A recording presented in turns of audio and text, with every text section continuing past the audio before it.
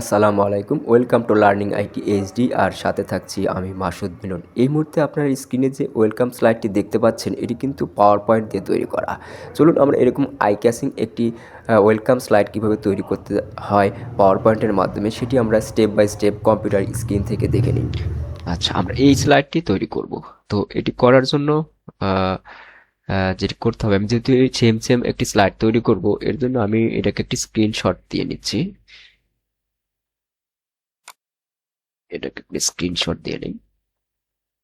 দেন আমি এটাকে ক্লোজ করছি। ক্লোজ কর, একটা নতুন স্লাইড নিচ্ছি এখান থেকে, ব্ল্যাঙ্ক স্লাইড। আচ্ছা, তাহলে প্রথমে আমি এই স্ক্রিনশটটি এখানে নিয়ে আসি। যেহেতু আমি সেম সেম করব, আমি স্ক্রিনশটটা এখান থেকে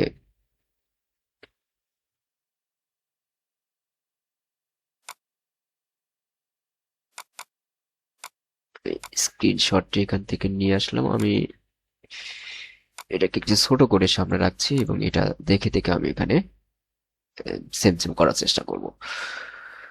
তো আমি প্রথমে একটি শেপ থেকে প্রথমে আমি একটা টেক্সট বক্স নিচ্ছি, আপনারা এখান থেকেও নিতে পারেন।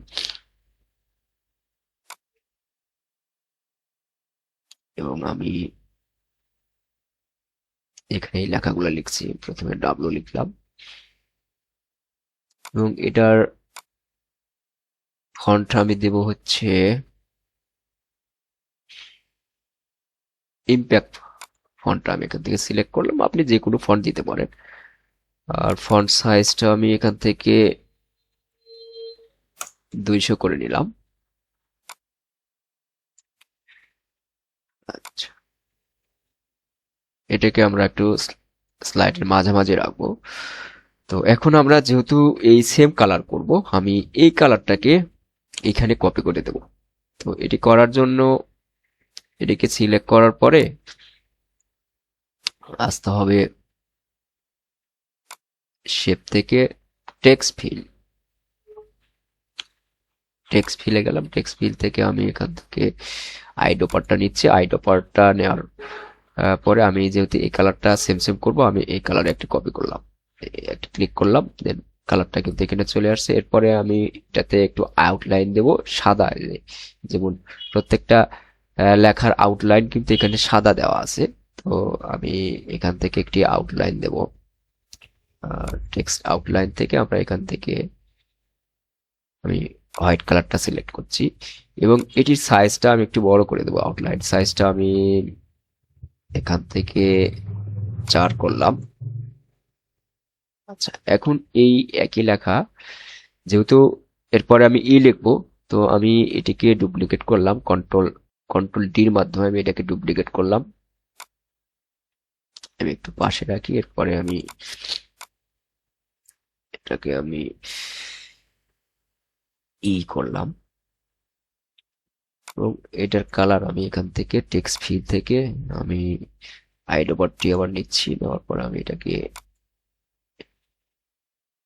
কালারটা আমি চেঞ্জ করে দিচ্ছি সেম সেম। এবং এটাকে কিন্তু এই অক্ষরের ভিতরে দিতে হবে, যেমন এটা আমার কিন্তু ভিতরে আছে। তো এটা করার জন্য আমরা এখান থেকে সেন্ড ব্যাকওয়ার্ড, এখান থেকে আমরা সেন্ড টু ব্যাক করলাম।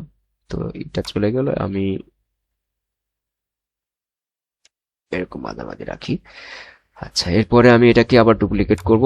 আমি কন্ট্রোল টি দিয়ে এটাকে আবার ডুপ্লিকেট করছি এবং আমি এই অক্ষরটার ক্ষেত্রে আমি এল লিখলাম এবং আমরা এটার শেপ ফিলটা আমরা আইড্রপার দিয়ে আমরা কালারটাকে কপি করব।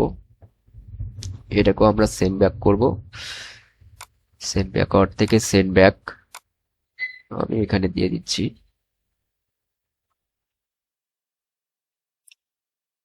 এটাকে আমি আবার এটাকে ডুপ্লিকেট করলাম কন্ট্রোল ডি দিয়ে।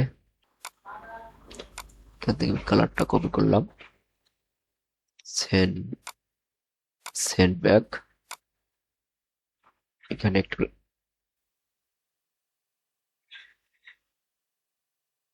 এটাকে আমি আবার কন্ট্রোল ডি দিয়ে ডুপ্লিকেট করলাম।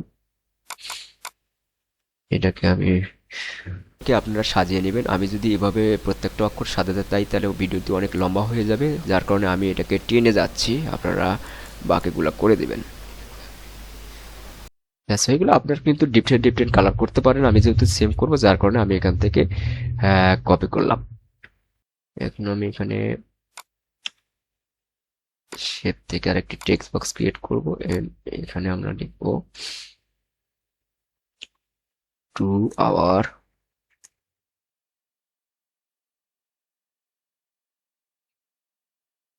প্রেজেন্টেশন। এটাকে আমি ফন্ট সাইজটা একটু বড় করে দিচ্ছি।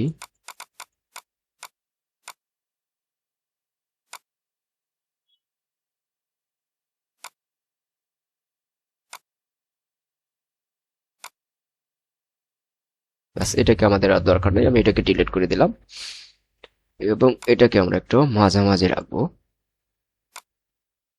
আচ্ছা, এখন আমাদের যেটা করতে হবে, এই স্লাইডটাকে ডুপ্লিকেট করতে হবে। আমি এই স্লাইডের উপরে ডান বাটন ক্লিক করে ডুপ্লিকেট স্লাইড এখানে একটি ক্লিক করলাম এবং আমাদের প্রথম স্লাইডে যে কাজটা করতে হবে সেটা হচ্ছে, আমি তার আগে একটু জুম আউট করে নিই।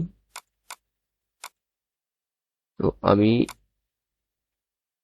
এই 2 hour প্রেজেন্টেশন এটাকে স্লাইডের বাইরে রাখবো। একইভাবে আমরা এই লেখাগুলোকে আমরা স্লাইডের বাইরে নিয়ে আসবো। এরপরে এখানে আর একটা কাজ করতে হবে, সেটা হচ্ছে আমি এই লেখাগুলো একটা লেখা আর একটা অক্ষর একটা অক্ষরের উপরে দেব। তো এই জন্য আমি টেক্সট বক্সের উপরে ক্লিক করে আমি রাইট অ্যারো কির মাধ্যমে আমি এই পাশে এদিকে চাপিয়ে দিচ্ছি।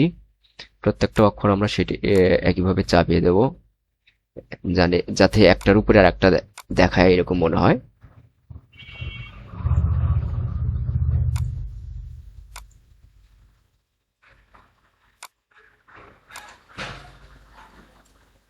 আচ্ছা, আমি এই পজিশনে রাখলাম।